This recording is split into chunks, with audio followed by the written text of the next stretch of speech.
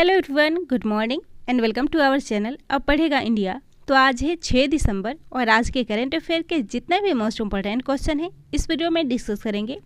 अगर आप चैनल पर नए हैं तो प्लीज़ चैनल को सब्सक्राइब कर लीजिए, बेल आइकन प्रेस कर लीजिए ताकि आने वाले नए नोटिफिकेशन आप तक पहुँच सके।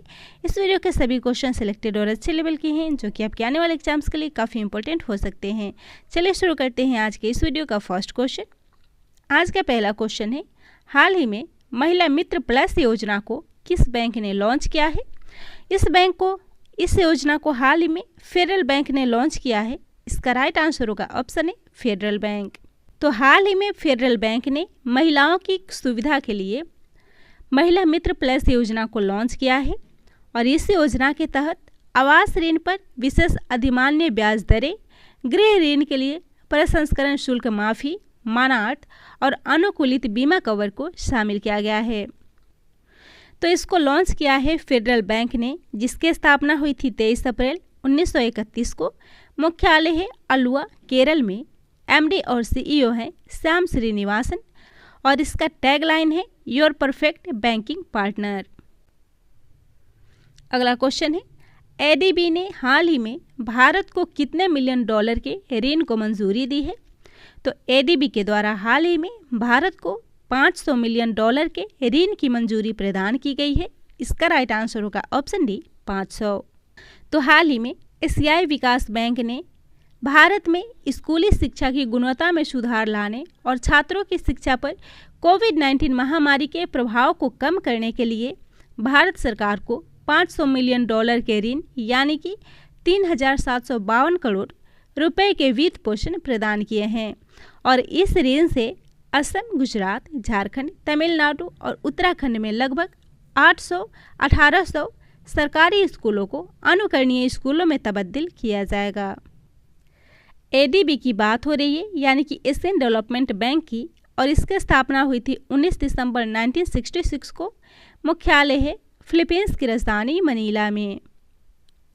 इसके अध्यक्ष है मात्सुगु अशिकावा और हाल ही में एडीबी के नए प्रबंध महानिदेशक नियुक्त हुए हैं वुजोंग उम। हाल ही में एडीबी ने रिस्पॉन्डिंग टू द कोविड-19 pandemic leaving no country behind report को जारी किया है। अगला क्वेश्चन है, अंतर्राष्ट्रीय बैंक दिवस हाल ही में कब मनाया गया है? तो हाल ही में अंतर्राष्ट्रीय बैंक दिवस 4 दिसंबर को मनाया गया है। इसका राइट आंसर होगा ऑप्शन सी 4 दिसंबर।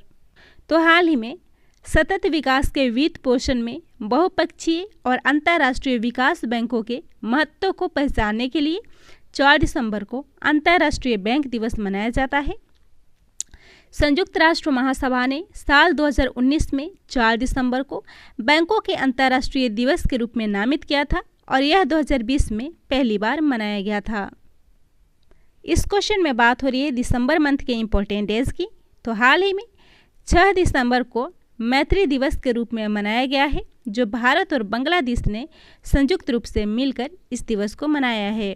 वहीं 4 दिसंबर की बात करें तो भारतीय नौसेना दिवस, 3 दिसंबर विश्व विकलांग दिवस, 2 दिसंबर अंतर्राष्ट्रीय दास प्रथा का उन्मूलन दिवस, वहीं 2 दिसंबर को ही विश्व कंप्यूटर साक्षरता दिवस मनाया गया है। साथ ही 2 दिसंबर को राष्ट्रीय प्रदूषण नियंत्रण दिवस भी मनाया गया है। इसके अलावा 1 दिसंबर को विश्व एड्स दिवस और हाल ही में 1 दिसंबर को ही सीमा सुरक्षा बल का 57वां स्थापना दिवस और 1 दिसंबर को ही नागालैंड का 59वां स्थापना दिवस भी मनाया गया है। अगला क्वेश्चन है, किस शहर में दूरदर्शन केंद्र के अर्थ स्टेशन का उद्घाटन किया गया है? तो हाल ही में इसका उद्घाटन गोरखपुर में किया गया है। इसका राइट आंसर होगा ऑप्शन डी गोरखपुर। तो हाल ही में केंद्रीय सूचना और प्रसारण मंत्री अनुराग सिंह ठाकुर ने योगी आदित्यनाथ के सहयोग से गोरखपुर के दूरदर्शन केंद्र के अर्थ स्टेशन का उद्घाटन किया है, जिसमें आकाशवाणी के 3 एफएम स्टेशनों का भी वस्तुतः उद्घाटन किया गया है और यह उत्तर प्रदेश का दूसरा अर्थ स्टेशन होगा और इसे 7 करोड़ रुपए के लागत से बनाया जा रहा है। उत्तर प्रदेश की बात हो रही है तो राजधानी है लखनऊ, मुख्यमंत्री हैं योगी आदित्यनाथ, राज्यपाल आनंदीबेन पटेल, उच्च न्यायालय इलाहाबाद, लोकसभा सीट है 80, राज्यसभा सीट है 31, विधानसभा सीट है 404। बात करें उत्तर प्रदेश से जुड़े करंट अफेयर की, तो यहाँ हाल ही में 29वें हुनर हाट का आयोजन यहाँ के रामपुर में किया गया है। नदी पशुपालन कार्यक्रम की शुरुआत हुई है। मनरेगा मजदूरों के मानदेय में वृद्धि की गई है। राज्य के ओडीओपी की ब्रांड एम्बेसडर कंगना रनौत बनी है। यह जनसंख्या नियंत्रण, स्थिरीकरण और कल्याण विधेयक को पारित किया गया है। इसके अलावा मुफ्त कोचिंग क्लासेस के लिए अभ्युदय योजना, सड़कों को गड्ढा मुक्त बनाने के लिए एक विशेष योजना, यूपी मातृभूमि योजना और राज्य में इलेक्ट्रॉनिक पार्क की भी स्थापना की घोषणा की गई है। निर्भया एक पहल कार्यक्रम की भी शुरुआत हुई है और सुल्तानपुर जिले में 341 किलोमीटर लंबी पूर्वांचल एक्सप्रेसवे का भी उद्घाटन किया गया है। अगला क्वेश्चन है, साल 2024 तक देश में कितने परमाणु रिएक्टर बनाने की उम्मीद है? इसका राइट आंसर होगा ऑप्शन ए 9 परमाणु रिएक्टर। तो साल 2024 तक भारत में 9 परमाणु रिएक्टर होने की उम्मीद जारी की गई है। तो साल 2024 तक भारत में 9 परमाणु रिएक्टर और 12 नए अतिरिक्त रिएक्टर होंगे, जिन्हें 9000 मेगावाट की क्षमता के साथ कोविड के समय में ही मंजूरी दी गई थी। भारत अपनी अर्थव्यवस्था की उत्सर्जन तीव्रता को 2005 के स्तर से 2030 तक 1/3 कम करने के लिए पेरिस जलवायु प्रतिबद्धताओं को पूरा करने में मदद के लिए अपने परमाणु कार्यक्रम पर भरोसा कर रहा है। अगला क्वेश्चन है, कोवैक्सीन के बाद जाइको डी दूसरा स्वदेशी टीका हाल ही में कितने राज्यों में लॉन्च किया गया है? तो हाल ही में इस टीके को 7 राज्यों में लॉन्च किया गया है। इसका राइट आंसर होगा ऑप्शन सी 7 राज्य। तो यह जाइको डी वैक्सीन विशिष्ट रूप से एक नीडल फ्री जैब है, जिसे पारंपरिक सिरिंज के बजाय एक सुई मुक्त एप्लीकेटर का उपयोग करके इंजेक्ट किया जाएगा। इसे अगस्त में drug controller general of India के द्वारा मान्यता दी गई है। इसे भारत के 7 राज्यों जैसे तमिलनाडु, बिहार, महाराष्ट्र, झारखंड, पंजाब, पश्चिम बंगाल और उत्तर प्रदेश में लॉन्च किया गया है। अगला क्वेश्चन है, किस देश ने 2030 तक बाल विवाह समाप्त करने की घोषणा की है?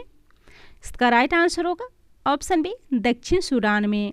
दक्षिण सूडान ने 2030 तक अपने देश में बाल विवाह समाप्त करने की घोषणा की है और इस बाल विवाह को समाप्त करने के लिए दूसरे राष्ट्रीय सम्मेलन के लिए राजधानी जुबा में 3 प्रशासनिक क्षेत्रों और 10 क्षेत्रीय राज्यों के प्रमुखों की बैठक आयोजित की गई थी।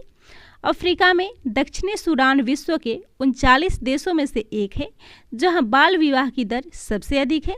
2010 में एक सर्वेक्षण के अनुसार 7% लड़कियों की शादी 15 साल से पहले और 40% की शादी 18 साल से पहले की जाती है। दक्षिण सूडान की बात हो रही है तो यह उत्तर पूर्व अफ्रीका में स्थित एक स्थलरूढ़ देश है। जुबा देश की वर्तमान राजधानी है और सबसे बड़ा शहर भी जुबा है। दक्षिण सूडान के राष्ट्रपति हैं सल्वा किर मायार्डिट और करेंसी है दक्षिण सूडानी पाउंड। अगला क्वेश्चन है किसानों को सह ऋण देने के लिए किस बैंक ने अडानी कैपिटल लिमिटेड के साथ एक समझौता किया है? तो इसके लिए हाल ही में एसबीआई ने समझौता किया है। इसका राइट आंसर होगा ऑप्शन बी एसबीआई। और इस समझौते के बाद किसानों को ट्रैक्टर और अन्य कृषि संबंधित उपकरणों के लिए आसानी से लोन उपलब्ध हो सकेगा और किसानों को फसल उत्पादन में भी सहायता प्रदान होगी। इसकी बात हो रही है स्टेट बैंक ऑफ इंडिया की, तो इसकी स्थापना 1 जुलाई 1955 में हुई थी। मुख्यालय है मुंबई, महाराष्ट्र में। बात करें इससे जुड़े करंट अफेयर की, तो हाल ही में स्टेट बैंक ऑफ इंडिया ने देश में फुटबॉल को बढ़ावा देने के लिए जमशेदपुर फुटबॉल क्लब के साथ एक साझेदारी की है। साथ ही इसने पेंशन भोगियों के लिए एक वीडियो लाइफ सर्टिफिकेट सुविधा भी शुरू की है। साथ ही एसबीआई ने नौसेना के सहयोग से एनएवी ई कैश कार्ड को भी लॉन्च किया है।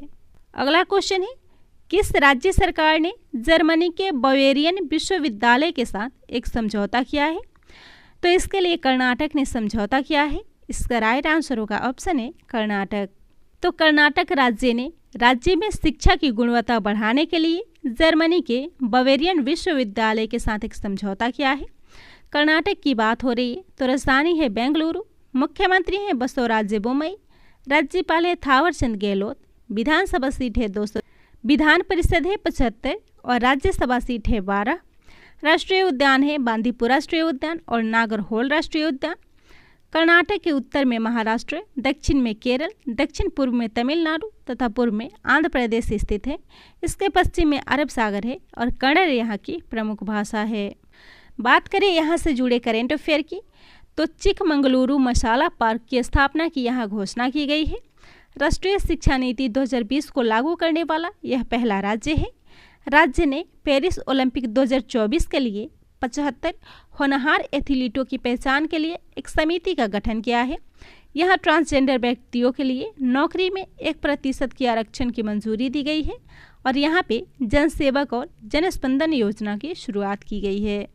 अगला क्वेश्चन है, किस बैंक ने फर्स्ट प्राइवेट इन्फिनिटी कार्ड को लॉन्च किया है? तो इसका राइट आंसर होगा option B, IDFC bank. IDFC first bank ने हाल ही में फर्स्ट प्राइवेट इन्फिनिट कार्ड को लॉन्च किया है। तो हाल ही में IDFC फर्स्ट बैंक ने फर्स्ट प्राइवेट इन्फिनिट कार्ड को लॉन्च किया है। IDFC फर्स्ट बैंक की बात हो रही है तो इसका मुख्यालय है मुंबई महाराष्ट्र। स्थापना अक्टूबर 2015 में और इसके MD और CEO हैं वी वैद्यनाथन। अगला क्वेश्चन है, हाल ही में किराना कैपिटल ने किसको अपना ब्रांड एम्बेसडर नियुक्त किया है? तो किराना कैपिटल के ब्रांड एम्बेसडर बने हैं रविंद्र जडेजा। इसका राइट आंसर होगा ऑप्शन बी, रविंद्र जडेजा। भारतीय क्रिकेटर रविंद्र जडेजा को बेंगलुरु स्थित फिनटेक फर्म किराना कैपिटल ने अपना नया ब्रांड एम्बेसडर नियुक्त किया है। इस क्वेश्चन में ब्रांड एम्बेसडर की बात हो रही है तो हाल ही में होमलैंड के पहले ब्रांड एम्बेसडर MS धोनी बने हैं। OnePlus के ब्रांड एम्बेसडर जसप्रीत बुमराह बने हैं। Puma motor sports brand ambassador बने हैं युवराज सिंह। जबकि डिजिट इंश्योरेंस के ब्रांड एम्बेसडर विराट कोहली बने हैं। Ajinkya Rahane gaming company 24x7 और न्यू ग्रोथ के ब्रांड एम्बेसडर हैं। इक्विटास स्मॉल फाइनेंस बैंक के ब्रांड एम्बेसडर स्मृति मंधाना है। वेगा मेन ब्रांड के ब्रांड एम्बेसडर रोहित शर्मा हैं। ई बाइक गो इलेक्ट्रिक मोबिलिटी के हरभजन सिंह और SBO टॉप के ड्वेन ब्रावो ब्रांड एम्बेसडर हैं। अगला क्वेश्चन है, हाल ही में किस बैंक के अंशकालिक अध्यक्ष जी सुब्रमोनिया अय्यर ने इस्तीफा दे दिया है? तो हाल ही में धनलक्ष्मी बैंक के अंशकालिक अध्यक्ष जी सुब्रमोनिया अय्यर ने अपने पद से इस्तीफा दे दिया है। जी सुब्रमोनिया अय्यर को हाल ही में फरवरी 2021 में धनलक्ष्मी बैंक के अंशकालिक अध्यक्ष के रूप में चुना गया था, जिन्होंने हाल ही में अपने पद से इस्तीफा दे दिया है। अगला क्वेश्चन है, हाल ही में किस दिन नरेंद्र मोदी ने इन्फिनिट फोरम का उद्घाटन किया है? तो इसका उद्घाटन हाल ही में 3 दिसंबर को प्रधानमंत्री नरेंद्र मोदी जी के द्वारा किया गया है। इसका राइट आंसर होगा ऑप्शन ए, 3 दिसंबर। और इस फोरम का उद्घाटन प्रधानमंत्री जी के द्वारा वीडियो कॉन्फ्रेंसिंग के माध्यम से की गई है।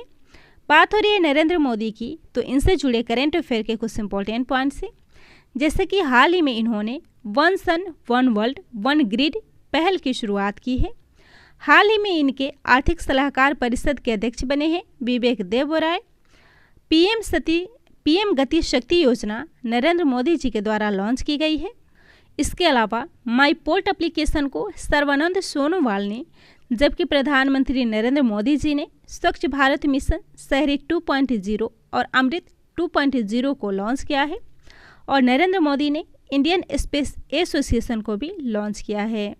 तो यह था आज के करेंट अफेयर का मोस्ट इंपॉर्टेंट क्वेश्चन। वीडियो पसंद आता हो तो शेयर कीजिएगा, चैनल को सब्सक्राइब कीजिएगा।